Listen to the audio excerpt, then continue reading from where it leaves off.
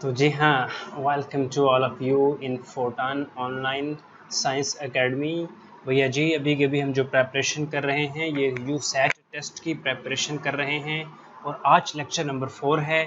इससे पहले मैं 3 लेक्चर अपलोड कर चुका हूँ। आप उन 3 लेक्चर को जाकर ज़रूर देखिएगा, आपको बहुत अच्छे से समझ आएगा। और अगर आप हमारी कोचिंग क्लासेस ज्वाइन करना चाहते हैं तो ये व्हाट्सएप नंबर है, इस व्हाट्सएप नंबर पर आप कॉन्टैक्ट करें और हमारी कोचिंग क्लासेस को ज्वाइन करें जो कि 26 अगस्त से स्टार्ट होने वाली हैं। तो वर्बल रीजनिंग का एक पार्ट है एनालॉजी, और वर्बल रीजनिंग के हमारे इस यूसैट एग्ज़ाम में 35 क्वेश्चंस आने वाले हैं। तो उसमें एक पोर्शन होता है एनालॉजी। एनालॉजी का मतलब होता है सिमिलरिटी, यकसानियत, चीज़ों का एक जैसा होना, सिमिलर होना। तो यहाँ पर ये एनालॉजी की मैंने डेफिनेशन कॉपी पेस्ट कर रखी है, लेकिन मैं आपको समझाऊंगा ये बात एक एग्जांपल से। यहाँ पर ये देखिए, ये कर्ड है, मिल्क है और फिर ये शू लिखा हुआ है। कर्ड कहते हैं दही को, तो दही और मिल्क यानी दही मिल्क से बनता है, दही दूध से बनता है। तो कर्ड और मिल्क में एक रिलेशन है। इसी तरह का एक रिलेशन आपने शू का फाइंड करना है इन चारों ऑप्शन में से। ऑप्शन अल्फा पे लेदर लिखा हुआ है, ऑप्शन बीटा पे क्लॉथ लिखा हुआ है, ऑप्शन सी पे चार्ली पे जूट, जूट कहते हैं पटसन, और ऑप्शन डेल्टा पे सिल्वर लिखा हुआ है। तो कर्ड तो मिल्क से बनता है, तो शू किस चीज़ से बनेगा? क्लॉथ से, सिल्वर से, जूट से। शू बनेगा लेदर से, चमड़े से। तो ऑप्शन अल्फा करेक्ट है। तो जूता जो होता है वो चांदी का भी नहीं बनता, पटसन का भी नहीं बनता, कपड़े का भी कोई ख़ास जूता नहीं बनता, लेदर एक बेस्ट ऑप्शन है। फिर एक और क्वेश्चन आ जाए, इस क्वेश्चन को देखें। ये हमारे स्लाइड नंबर 2 है। इस क्वेश्चन में आप देखें कि ए बी सी का एक रिलेशन दिया गया है जी वाई एक्स के साथ। ये एक ऐसा ही एक कोई ख़ास बात नहीं है, एक रिलेशन है। यानी ए का ताल्लुक़ है जी के साथ, बी का ताल्लुक़ है वाई के साथ, सी का ताल्लुक़ है एक्स के साथ। तो सी बी ए का ताल्लुक़ आप इन चारों ऑप्शन में से कोई एक ऑप्शन आप फाइंड करें।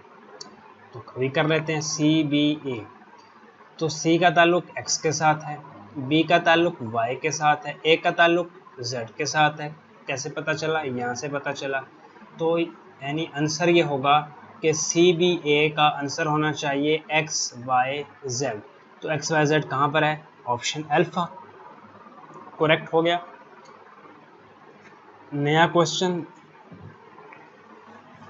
थोड़ा टेक्निकल सा क्वेश्चन है, इसको ज़रा सॉल्व कर लेते हैं। ये क्वेश्चन 4 नहीं है, ये है एक क्वेश्चन है। ये एक स्टेटमेंट है। स्टेटमेंट ये है 4:18, फिर प्रोपोर्शन का साइन 16 रेशो। तो यहाँ पर क्या चीज़ आएगी ये आपने फाइंड करना है। तो 4 का 18 के साथ आपको क्या रिलेशन मिल रहा है, वही रिलेशन आप फाइंड आउट करने की कोशिश करें। देखिए, मैं आपको बताने की कोशिश करता हूँ। अगर आप 4 का स्क्वायर लें और उसमें 2 ऐड कर दें तो ये 18 हो जाएगा। कैसे? आपने 4 का स्क्वायर लिया तो 16 हो गया, उसमें खुद से 2 ऐड कर दिया तो 18 हो गया। तो यानी 4 का 18 के साथ ये वाला रिलेशन है। क्या रिलेशन है? कि 4 का स्क्वायर लें और 2 ऐड कर दें। सॉरी, यहाँ पर 16 नहीं है, यहाँ पर है 6। एक क्वेश्चन में थोड़ी सी मिस्टेक हो गई, यहाँ पर 6 है। तो 6 का भी यही रिलेशन फाइंड आउट करना है जो 4 का 18 के साथ है। क्या है 4 के 18 के साथ? कि 4 का स्क्वायर लें, उसमें 2 ऐड कर दें तो 18 आ जाता है। इसी तरह 6 का स्क्वायर लें और उसमें 2 ऐड करें तो देखें क्या बनेगा। 6 का आप स्क्वायर लेंगे तो 36 हो जाएगा, 6 × 6 36 हो जाएगा। उसमें आपने 2 ऐड कर दिया तो 38 हो गया। तो यानी यहाँ पर क्वेश्चन मार्क की जगह क्या आना चाहिए? 38। तो ऑप्शन बीटा में 38 लिखा हुआ है। आगे चलते हैं। नेक्स्ट क्वेश्चन है, ये पेज 4 है और ये नेक्स्ट क्वेश्चन है। In each of the following question find out the alternative which will replace the question mark. यहाँ पर क्या चीज़ आनी चाहिए ये तलाश करना है। Cup lip. देखें, लिप, जो कप है ना, चाय का कप, ये आपके होंठों को जाकर लगता है, कप लिप। तो बट इसी तरह का जो कप और लिप के दरमियान एक रिलेशन है वही आपने आगे फाइंड करना है। यानी कप और लिप के दरमियान एक रिलेशन है कि बोसा जब आप कप से चाय पीते हैं मज़े मज़े से, तो आपके लिप को जाकर वो चाय वो कप छूता है। और तो इसी तरह का एक बर्ड, बुश नहीं हो सकता, ग्रास नहीं हो सकता, फॉरेस्ट नहीं हो सकता, बीक का मतलब होता है चोंच। तो देखो कप और लिप का रिलेशन है, वही बर्ड और बीक का रिलेशन है, यानी कप और लिप का रिलेशन है। कप जाकर लगता है लिप्स को, और बर्ड में जो लिप्स होते हैं, होंठ होते हैं, उनको हम चोंच कह देते हैं। तो ऑप्शन डेल्टा इसमें करेक्ट ऑप्शन है। यहाँ पर आएगा बीक, और ये इनमें से देखो बुश नहीं आ सकता, ग्रास नहीं आ सकता, फॉरेस्ट नहीं आ सकता, बर्ड के पास चोंच होती है, बीक आएगा। कप से हम चीज़ों को ड्रिंक करते हैं और उससे हमारे और लिप्स हमारी हेल्प करते हैं इस ड्रिंकिंग में। अगर किसी के होंठ ना हो तो कप से वो पानी नहीं पी सकता, चाय नहीं पी सकता। तो कप से हम चीज़ों को पीते हैं, कोई चीज़ हम पीते हैं, और लिप्स हमारी हेल्प करते हैं। बिल्कुल इसी तरह जो बर्ड है वो अगर चीज़ों को दाना दुनका लें तो उसको चोंच की हेल्प चाहिए होती है। तो ऑप्शन डेल्टा।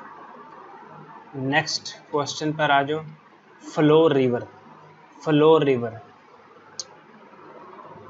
देखो, जो फ्लो होता है बहाव, वो कब से सबसे ज़्यादा होता है रिवर में।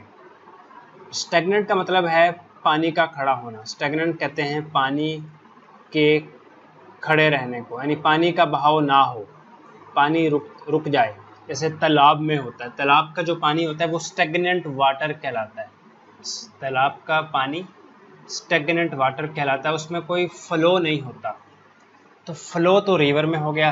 अब स्टैग्नेंट रेन में तो बहुत फ्लो होता है, नदी स्ट्रीम में भी बहुत फ्लो होता है, कैनाल नहर में भी बहुत फ्लो होता है। जो पूल है ना, स्विमिंग पूल, आपने देखा होगा अगर आप कभी स्विमिंग पूल में गए हों, तो स्विमिंग पूल का जो पानी होता है वो बह नहीं रहा होता, वो एक ही जगह पे खड़ा होता है, शाम को बदलना पड़ता है। यहाँ पर आपको एक मजाक की बात आ गई।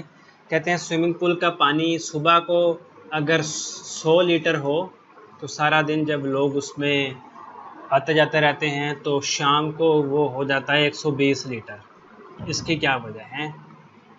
ये तो एक ऐसी एक पहेली सी है, एक मजाक सा है। लोग चूँकि सारा दिन उसमें आते रहते हैं तो काम करते हैं, और 100 लीटर से बढ़ के 120 लीटर हो जाता है।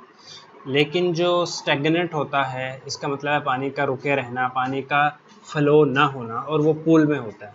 तो आपने एक लिंक फाइंड किया कि जो फ्लो और रिवर में लिंक है, तो स्टैग्नेंट का लिंक पूल के साथ बन रहा है। फिर नेक्स्ट क्वेश्चन है, ये पेज 6 है, और जो नेक्स्ट क्वेश्चन है पा कहते हैं पंजे को। तो जो बिल्ली होती है उसका पंजा होता है। हूफ कहते हैं खुर को, खुर। अब लैम्प कहते हैं मेमना, नहीं होता मेमना, एलिफेंट हाथी, लॉयन शेर। अब पा ये कैट के पास होता है, और खुर किसके पास होता है? ये हॉर्स के पास होता है। तो ऑप्शन इधर हॉर्स आएगी। नेक्स्ट क्वेश्चन है भैया, ऑर्निथोलॉजिस्ट बर्ड। अब आपको फ़र्ज करते हैं कि ऑर्निथोलॉजिस्ट का मतलब नहीं आ रहा, लेकिन ऑर्निथोलॉजिस्ट का बर्ड के साथ एक लिंक है, और वो लिंक ये है, ऑर्निथोलॉजिस्ट उस स्पेशलिस्ट को कहते हैं जिसने परिंदों की पढ़ाई पढ़ रखी हो। वो बंदा जो परिंदों का माहिर हो, बर्ड का स्पेशलिस्ट हो, उसको कहते हैं ऑर्निथोलॉजिस्ट। तो आर्कियोलॉजिस्ट किसको कहेंगे? Island mediators. आर्कियोलॉजी बहुत सिंपल है, ऑप्शन सी इसमें करेक्ट है। तो ये कुछ क्वेश्चन थे जो मैंने आपको ये समझाने की कोशिश की कि वर्बल रीजनिंग में इस तरह के क्वेश्चन आ सकते हैं।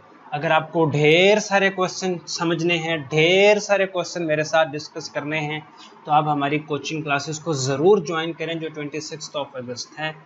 तो आप इस नंबर पर, कॉन्टैक्ट नंबर पर कॉन्टैक्ट करके रजिस्ट्रेशन का तरीका पूछ सकते हैं। बिल्कुल फ्री ऑफ कॉस्ट रजिस्ट्रेशन, हमारी फ़ीस बहुत कम होती है। यकीन कीजिए आपको बहुत फ़ायदा होगा।